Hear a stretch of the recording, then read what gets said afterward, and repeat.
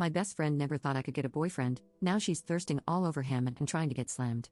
24F, know I should be careful about calling someone my best friend in a post like this, but I don't know how else to refer to Jessie. 24F. Our parents are great friends, so we grew up together, and she kind of had my back in high school. Long story short, on the teenage food chain, she was on top, and I should be on the bottom. However, nobody messed with me because I was Jessie's friend. Jessie is one of those people who requires attention. I never minded, though, nobody is perfect, right? But now that I have my first real boyfriend, she doesn't know how to behave. Every time we are together, she is really handsy, always touching his arms, running her fingers through his hair, and complimenting him. Now, she has even started with the prank hitting on his behind, you know? I just feel really uncomfortable with it. Maybe it's normal, I mean, Jessie has a lot of guy friends, so maybe this is okay? My boyfriend never thought much of it either. She is super pretty, so maybe I'm just jealous? Anyway, yesterday something really threw me off. My boyfriend had to do some work, and I had a book thing, hobby related, so we decided to meet later at a friend's house. They were getting together to drink and so on. My boyfriend finishes work early and calls me, but I don't really need him to come over to the book thing, I know he doesn't like it, so I just tell him to go to the friend's house.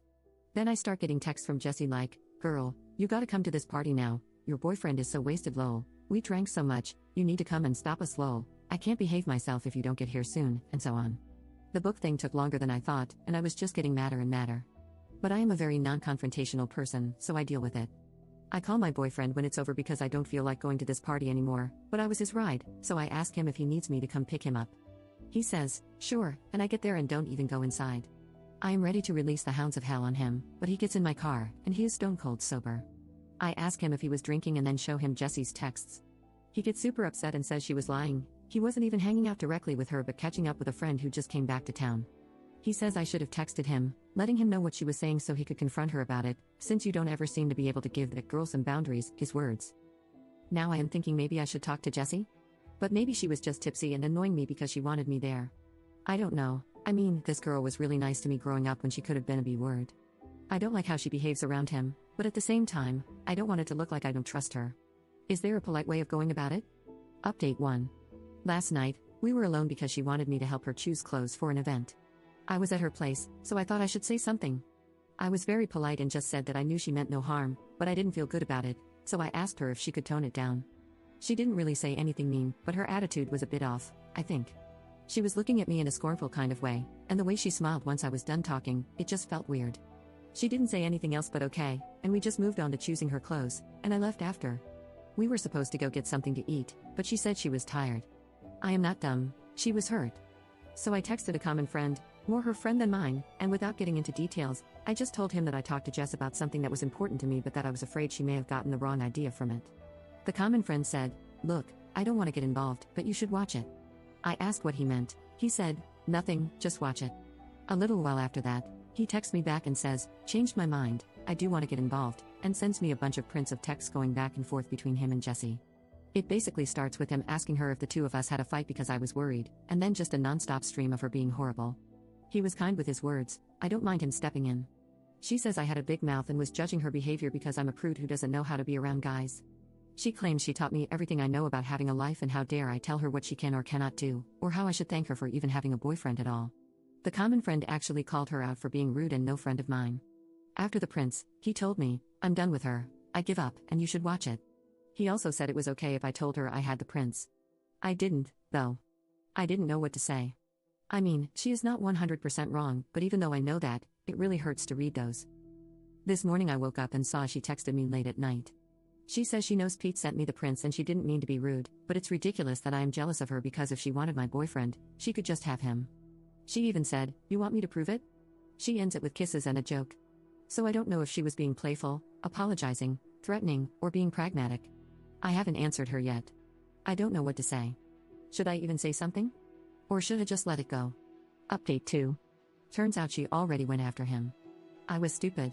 My boyfriend is already doing it with her. A friend convinced some other friends to send me prints of texts between themselves and either my boyfriend or Jessie, and they are pretty clear. I confronted my boyfriend, he looked lost, said he loves me, and it wasn't anything serious. He says Jessie kept throwing herself at him, teasing him, and he said he didn't like her. He said he just did it with her to see if she would move on and leave him alone, and that it only happened a couple of times. He says he won't do it anymore, he doesn't even like her, he loves me, asking me to please forgive him. From the text, once I finally made it through them all, I think that Jessie went to the party, where my boyfriend and I met, because she wanted to hook up with him. She had it bad for him, but he didn't feel the same way. She was trying to get him to break up with me, and then to get me to break up with him, and it worked. As of yesterday, he is a single man. In some of those texts, they are talking about some of the hookups. I feel sick to my stomach. I blocked him because he was still trying to get in touch, and I ghosted her, but she just sent me a message saying she just heard what happened and, you know, this was probably for the best, right? I just feel like screaming. Update 3. I said I'd come back if anything relevant happened. My ex-boyfriend kept trying to get in touch through common friends. They kept asking me to unblock him and at least hear him out because he was really sorry. He loved me, he was a mess, and he didn't mean to. Someone even went as far as to ask me if I was really sure it happened. They offered to send me prints of texts where he was talking about me, so I'd see how he always had great things to say and how much he cared, but I've had it with the print screen drama for life and said no. To the ones who insisted, I told them I wasn't unblocking him, had nothing to say or hear, and if they kept pushing me, I'd block them too.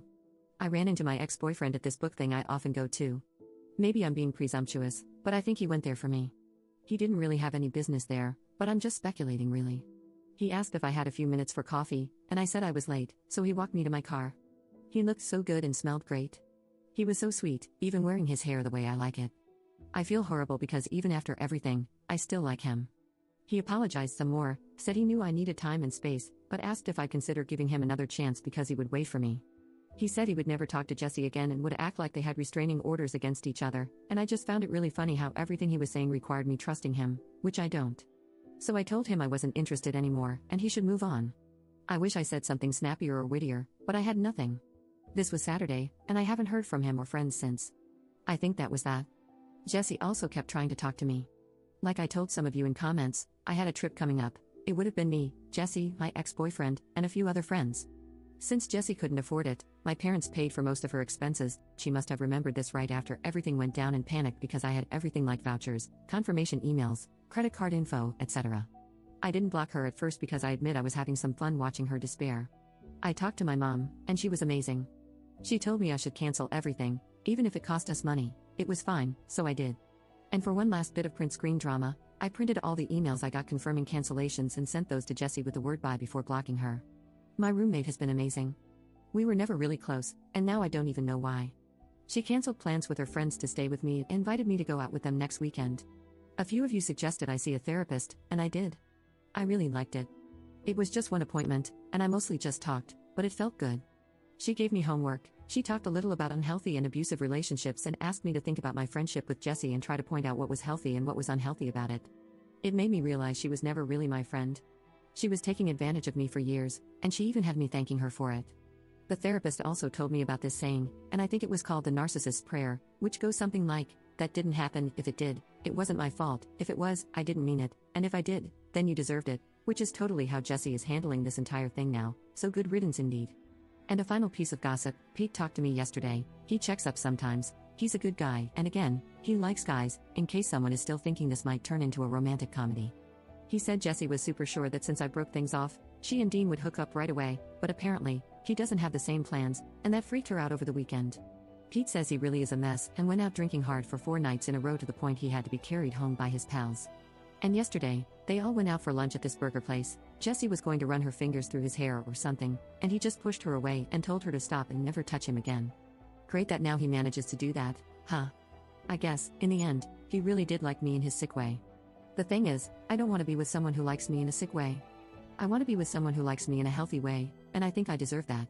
I'm also thinking about taking the money I got back from the trip to go somewhere else by myself, but haven't decided yet though.